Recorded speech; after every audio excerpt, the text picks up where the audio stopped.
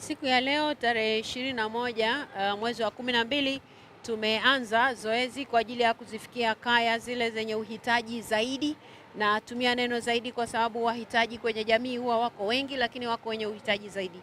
Kwa hivyo tumeanza kazi hii katika kata 6 kwa siku ya leo tarehe 21. Tutaendelea na zoezi kesho, lakini pia kesho kutwa. Kwa hivyo kwa siku ya leo kwenye kata hizi 6 tumeweza kuzifikia kaya 54 ambazo tumewapa chakula, lakini pia na fedha kidogo kwa ajili ya kununua mboga kipindi hiki cha sikukuu. Mpango wetu ni kuzifikia kata zote 13 za jimbo la Uyole, lakini pia tutazifikia kaya 130 kwa ujumla wake katika kata zetu zote. Na katika kufanya hivi tunatamani kila mmoja amtazame jirani yake, aone kama ana uhitaji na yeye anaweza kumsaidia kiasi gani, basi ajitahidi kufanya hivyo ili katika kipindi hiki cha sikukuu kila mmoja awe anaweza kutabasamu. Kwa hivyo sisi tunafanya hii kazi ya kutabasamisha, tunatamani na wewe ungane na sisi katika jambo hili. Nikisema kwamba na wewe ungane na sisi, wadau wetu wako wengi, lakini siku ya leo tumepata mdau mmoja kutoka Iringa.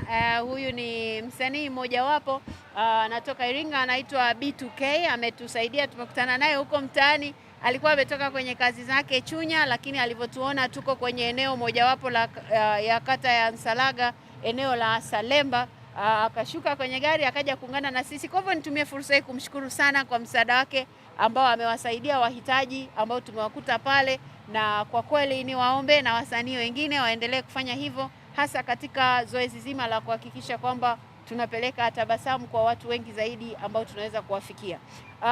Kwa kusema hivyo, pia siku ya leo tumepata nafasi ya kutimiza moja ya ahadi zetu ambazo tulikuwa tumezitoa kipindi cha kampeni, wakati tukitafuta kura. Wenzetu wa bodaboda Kijiwe cha Isoso walikuwa wana uhitaji wa kununua eneo na walikuwa wameshachangishana, walihitaji tu kukamilisha huo mchango wao. Basi siku ya leo tumewakamilishia huo mchango wao, na sasa wanaweza kununua hilo eneo kwa ajili ya kuweka kijiwe chao cha bodaboda. Hivyo nitoe wito kwa bodaboda kuendelea kutoa ushirikiano kwa sisi viongozi wao, lakini pia kwa serikali, ili mambo yaendelee kuwa vizuri katika jamii yetu.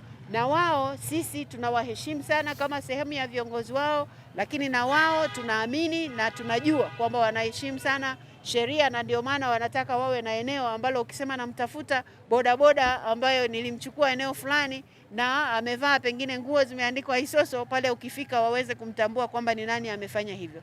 Kwa hiyo nawapongeza sana vijana wote wa bodaboda wa jimbo hili la Uyole, lakini pia eneo zima, nchi nzima ya Tanzania. Bodaboda kwa kweli wanafanya kazi nzuri, kwa maana ya kwamba na wao wanaihesabu hiyo kama ajira yao, na kwa hivyo ningetamani kila mmoja ahesabu bodaboda kama ajira kamili na iheshimiwe na watu wote. Asanteni sana kwa kunisikiliza.